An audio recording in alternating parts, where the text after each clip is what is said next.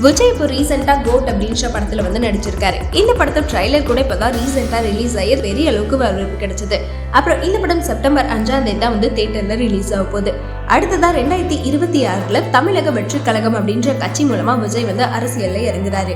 இதனாலேயே வந்து விஜயோட அடுத்த படமான 69வது படத்தோட இவர் வந்து சினிமா விட்டு போறதா முன்னாடியே சொல்லிட்டாரு. அந்த கடைசி படத்தை யாரு டைரக்ட் பண்ண போறாங்க அப்படின்னு சொல்லியுமே நிறையவே கன்ஃபியூஷன்ஸ் போயிட்டு இருந்துச்சு. இப்போ ரீசெண்டா இந்த லாஸ்ட் படத்தை வந்து வினோத் தான் வந்து டைரக்ட் பண்ண போறாரு அப்படின்னு சொல்லி அவரே கன்ஃபார்ம் பண்ணிட்டாரு. அப்புறம் இந்த தளபதி 69 படத்தை வந்து KVN ப்ரொடக்ஷன்ஸ் தான் வந்து ப்ரொடியூஸ் பண்ண போறாங்களாம். இந்த நிலையில இந்த படத்தோட ஷூட்டிங்கை வர அக்டோபர் 4 வந்து ஸ்டார்ட் பண்ண போறதா வந்து படக்குழு பிளான் பண்ணியிருக்கதாவும் சொல்லியிருக்காங்க.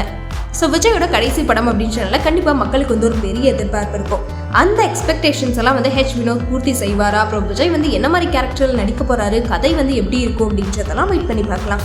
இது மாதிரி சினி செய்திகளை தெரிஞ்சுக்க சேனல் ஃபேஸ் சினிமாவை மறக்காம பாருங்க.